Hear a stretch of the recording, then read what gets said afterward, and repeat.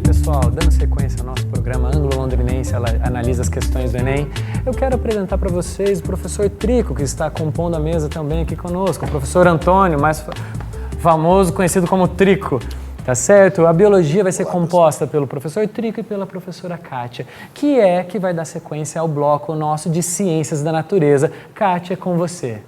Olá, meus queridos. Bom, no primeiro momento nós vamos analisar o gráfico das questões que mais caem no Enem nos últimos anos. Em 2012, 2013, 2014, você vai olhar e vai perceber o seguinte: existem muitas questões a respeito de ecologia. Toda a prova de ciências da natureza, no que se refere à biologia, vai cair a parte de ecologia. Gente, percebam tudo o que tem acontecido no nosso Brasil, no nosso mundo. Olha esse ano que aconteceu. Quantas coisas foram faladas, por exemplo, da floresta amazônica. Nós temos uma reportagem grande esse final de semana sobre um biólogo chamado Lovejoy, que inventou o termo biodiversidade. É dele uma frase que fala que numa bota, na sola de uma bota, tem cerca de 1.500 espécies se você pisar no solo da Amazônia. Então ele inventou esse tema de biodiversidade.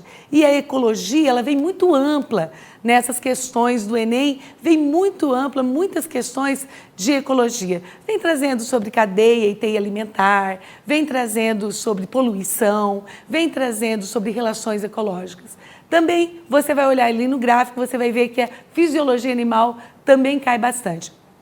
Questões sobre digestão, então o pH, por exemplo, pH da boca, pH do estômago, você tem que saber, por exemplo, o sistema circulatório, sistema excretor, sistema endócrino, sistema nervoso também cai bastante, algumas perguntas sobre isso. O que mais também que cai no Enem? Você vai ver que algumas questões de genética, meu querido amigo Trico, meu parceiro de tantos anos, vai estar comentando algumas questões, também da biotecnologia, cai demais questões sobre biotecnologia, a fisiologia celular, isso aí, gente, vocês têm que saber muito, e todo mundo sabe bem, né? A parte de citologia é uma parte que todo mundo manda bem. E eu vou fazer aqui uma menção ao que o Aguinaldo acabou de falar. Nas questões do Enem, geralmente, as respostas estão no enunciado. Então, você vai ver também que a origem da vida e a evolução também podem cair algumas questões. Mas a base da prova é a ecologia. Também nós vamos ver uma grande quantidade de doenças. Então, nós temos viroses, bacterioses, protozoonoses, eumintoses, que são questões que o Enem pergunta bastante. Nós vamos aqui analisar algumas questões agora juntos que a gente escolheu, que são questões que se repetem, questões com temas muito parecidos, que se repetem frequentemente. Olha essa. A figura representa uma cadeia alimentar em uma lagoa. As setas indicam o sentido do fluxo de energia entre os componentes dos níveis tróficos. Bom, no primeiro momento, o que nós vamos pensar? Olha só, energia é fluxo, não é ciclo. A energia ela é unidirecional, ela começa grande no produtor e ela vai diminuindo ao longo da cadeia alimentar, a cada nível trófico. Por quê? Porque cada indivíduo vai usar energia para viver, para manter sua temperatura corporal, se ele for um homeotermo, para fazer todas as suas funções. Então, somente uma parte da energia passa de um nível trófico para o outro. É diferente da matéria. Quando nós falamos de matéria, nós falamos de ciclo. A matéria é um ciclo. Por quê? Lavoisier, na natureza, nada se perde, nada se cria, tudo se transforma. O Zamba vai falar disso para vocês já já. Então vamos ver o que diz essa questão. Sabendo-se que o mercúrio se acumula nos tecidos vivos, que componente dessa cadeia alimentar apresentará maior teor de mercúrio no organismo se nessa lagoa ocorrer um derramamento desse metal? Queridos, nós sabemos que alguns produtos não são biodegradáveis. Então, o que acontece? Nem fungos nem bactérias conseguem degradar o mercúrio. Tá, tudo bem, eles descobriram uma espécie de bactéria que tem um nome que parece um palavrão, a Pseudomonas pútida, que até consegue aglomerar mercúrio, mas ele não é biodegradável. Então, diferentemente da energia, este produto não biodegradável, ele se acumula na cadeia alimentar. Ele tem um efeito cumulativo. Então, quanto mais longe do produtor, maior a sua toxicidade. Vamos pensar, Um exemplo aqui, vamos pensar no Pará, onde nós temos uma grande área de garimpo do ouro, onde eles usam mercúrio para separar o ouro da terra. O que vai acontecer nesse lugar? Olha só, você tem lá algas, né, que vão absorver esse mercúrio. Você tem crustáceos comendo essas algas, peixinhos comendo os crustáceos, peixões comendo peixinhos. Quem é o último da cadeia? O homem. Então, a maior toxicidade é no homem. Várias questões do Enem, repetidas vezes, trazem sobre isso. Analisando essa questão, nós voltamos aqui, ó, as aves. Por que são as aves? Pois são os predadores do topo dessa cadeia e acumulam mercúrio incorporado pelos componentes dos demais elos, porque ela está no topo da cadeia. Espero que você tenha entendido. Qualquer coisa, você manda para a gente a sua dúvida, a gente vai estar aqui trabalhando com vocês, qualquer dúvida que vocês tenham, podendo esclarecer isso, ok? Uma outra questão, a lavoura arrozeira na planície costeira da região sul do Brasil comumente sofre perdas elevadas devido à salinização da água de irrigação, que ocasiona prejuízos diretos, como a redução de produção da lavoura. Solos com processo de salinização avançado não são indicados, por exemplo, para o cultivo de arroz. As plantas retiram a água do solo quando as forças de imbebição dos tecidos das raízes são superiores às forças com que a água é retida no solo. A presença de sais na solução do solo faz com que seja dificultada a absorção de água pelas plantas, o que provoca o fenômeno conhecido por seca fisiológica. Então vamos pensar sobre isso. Vamos juntos. Nós sabemos que a osmose é a passagem de solvente do meio hipotônico para o meio hipertônico. Ah, eu não lembro isso. Pensa assim, ó, a água sempre vai para o hiper, ok? Então, peraí, se eu tenho uma lavoura que tem um solo que está cheio de sal, o solo está mais concentrado do que a planta. A planta, para ela conseguir absorver água através das raízes, ela precisa estar mais concentrada do que o solo. Portanto, ela vai perder água em vez de ganhar água. Esse mecanismo é chamado seca fisiológica. O que vem a ser a seca fisiológica? Quando tem água no solo. Só que a planta não consegue absorver, porque ela tem que estar mais concentrada dentro, ok? Então, olha só. Aumento da salinidade em que a água do solo atinge uma concentração de sais maior que o das células das raízes das plantas, impedindo assim que a água seja absorvida. Beleza? Então, olha só. Quando nós trabalhamos com osmose, você tem que prestar bastante atenção nas questões que trazem qualquer item sobre isso. Sempre lembrando que a água se movimenta para onde está hipertônico, hiperconcentrado. Na planta, desde as raízes até as folhas, nós vamos ver esse mecanismo acontecendo. No ser humano também, ok?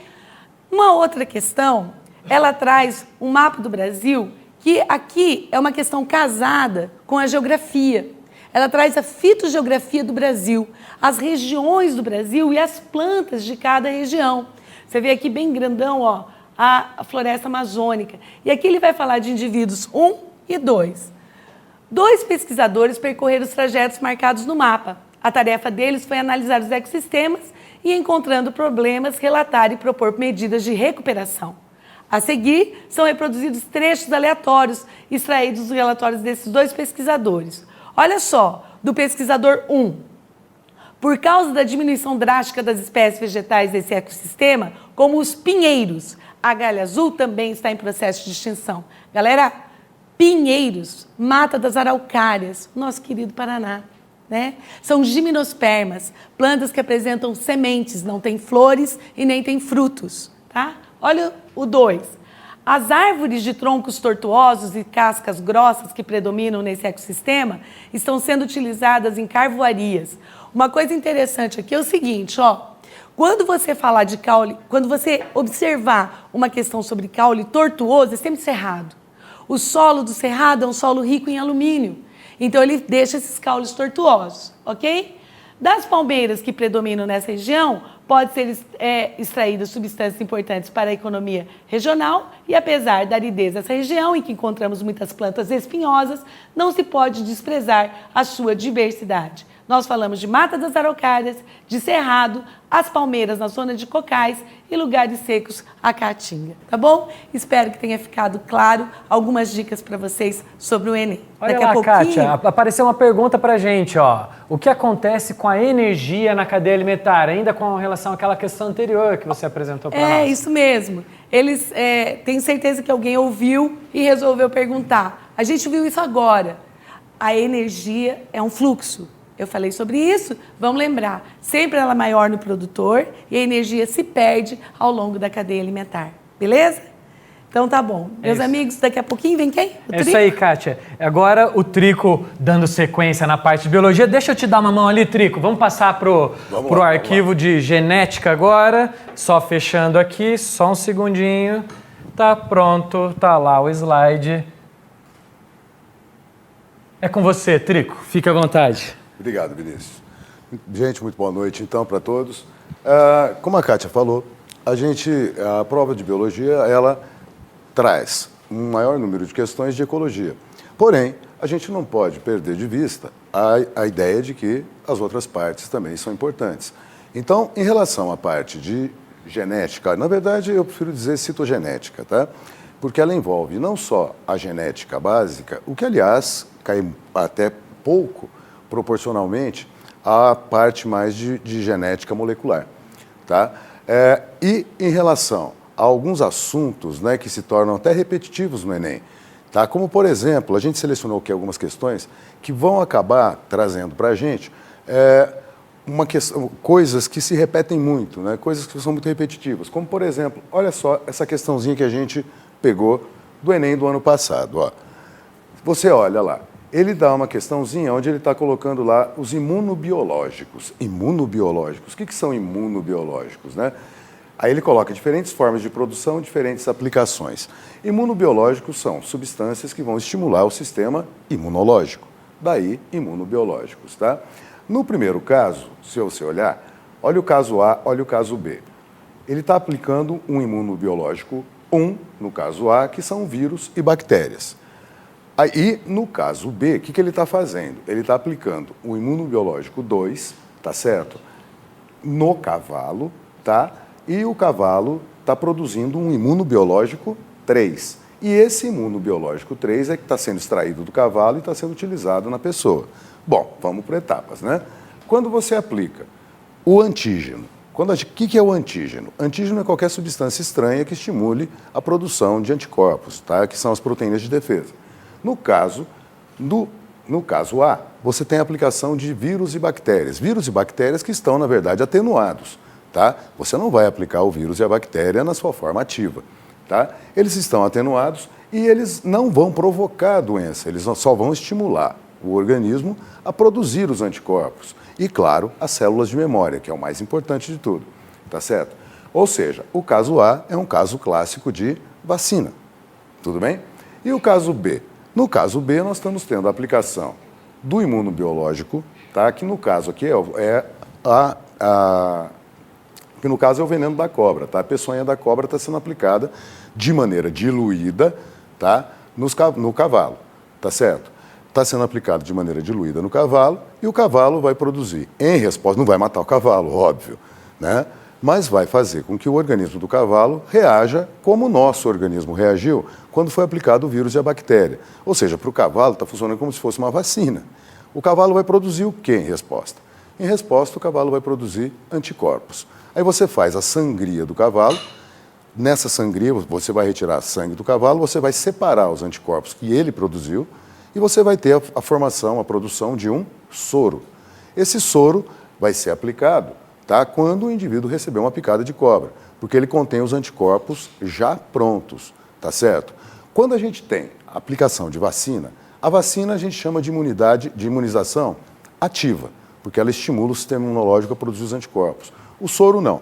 O soro é uma imunização passiva, porque você está recebendo os anticorpos já prontos. Vamos ver o que ele quer aqui, né?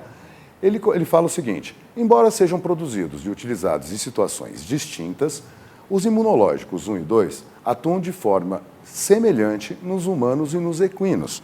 Olha, repare bem, ele está falando em relação à aplicação que foi feita no humano e também no equino. tudo bem? O que aconteceu? Foi um processo de defesa, um processo imunológico ativo, tá certo? Então, olha só, eles vão estimular a produção de anticorpos, tanto no cavalo, tá? Como no caso do cavalo, como no caso dos humanos, quando foi aplicada a vacina no humano. Ou seja, você teria que marcar a alternativa D de dado, tá certo?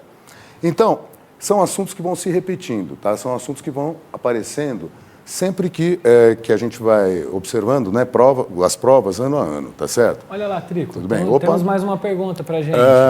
Eles estão perguntando da parte de genética, é isso? Isso, de genética, o que costuma cair no Enem? Então, de genética, o que costuma mais cair é a parte de genética, na verdade, molecular, tá? Que a gente chama de genética molecular. A parte de DNA, RNA. Tá aqui um exemplo, ó. Tá? Tá aqui um exemplo de uma questãozinha falando sobre esse tema, ó. Olha só, nos dias de hoje, podemos dizer que praticamente todos os seres humanos já ouviram falar em algum momento sobre o DNA e seu papel na hereditariedade da maioria dos organismos. Porém, foi apenas em 1952, um ano antes da descrição do modelo do DNA em dupla hélice por Watson e Crick, que foi confirmado, sem sombra de dúvidas, que o DNA é um material genético. No artigo em que Watson e Crick descreveram a molécula de DNA, eles sugeriram um modelo de como essa molécula deveria se replicar. Aí ele fala, em 1958, Mendelssohn e Stahl realizaram experimentos utilizando isótopos pesados de nitrogênio que foram incorporados às bases nitrogenadas para avaliar como se daria a replicação da molécula. A partir dos resultados, confirmaram o modelo sugerido por Watson e Crick, que tinha como premissa básica o rompimento das pontes de hidrogênio entre as bases nitrogenadas. Então, olha só, considerando a estrutura da molécula de DNA e a posição das pontes de hidrogênio na mesma, os experimentos realizados por Mendelssohn e Stahl a respeito da replicação dessa molécula levaram à conclusão de que... Então vamos lá, primeira coisa, antes da gente partir para a resposta, eu vou deixar aqui as alternativas, tá? Para a gente poder, já para você, se o pessoal... Pode jogar na tela as alternativas, tá? Para o pessoal poder ir pensando aí, né? Tá certo? Para a coisa ir andando. Mas antes de mais nada, antes de você procurar a resposta, lembra, a molécula de DNA ela é formada por duas cadeias de nucleotídeos, tudo bem? E as cadeias de nucleotídeos são unidas por pontes de hidrogênio, tá certo? Essas cadeias de nucleotídeos, elas vão se abrir durante o processo de replicação do DNA, que é a autoduplicação dele. Cada molécula vai servir de molde para a formação da molécula complementar, tudo bem? Então, como é que a coisa funciona? A replicação do DNA, voltando aqui para a questão, a replicação do DNA, ela é conservativa? Não, ela não é conservativa. Por que não? Porque cada cadeia vai ser usada como molde para a formação da cadeia complementar. Então, na verdade, a replicação do DNA ela é semi-conservativa. Por quê? Porque as fitas filhas, tá, vão consistir, né, de uma fita parental, uma fita que serviu de molde, e uma fita que vai ser recém-sintetizada, tudo bem? Uma fita que é recém-sintetizada. Então, a melhor alternativa, tá, é a alternativa C, no caso dessa questão. Beleza, gente? Então, como a gente estava falando, né, a parte de genética molecular é muito mais pedida do que essa parte do que a parte propriamente dita de genética, com questões sobre cruzamentos e coisa e tal, tá certo? O ano passado caiu uma questãozinha sobre cruzamento, mas uma questão assim bastante simples, tá? Tudo bem, com um heredogramazinho para você resolver, que você resolveu de maneira muito fácil. Porém, a gente insiste que você tem que dar mais atenção nessa parte mais básica da genética, tá? Nessa parte de genética molecular, de molécula de DNA, de molécula de RNA, tá? Replicação, transcrição, tradução, tudo bem? A gente espera que tenha sido útil, tá? Essas dicas para vocês. Tá certo, gente? Até uma próxima oportunidade. Maravilha, Trico. Pessoal, é isso. Percebam as questões do Enem. Nós temos questões de memorização, requerem conhecimento, comparação, interpretação do texto, verbal e não verbal. São as questões que estão sendo apresentadas aqui para vocês. Na sequência, no próximo bloco, as questões de física. Até já.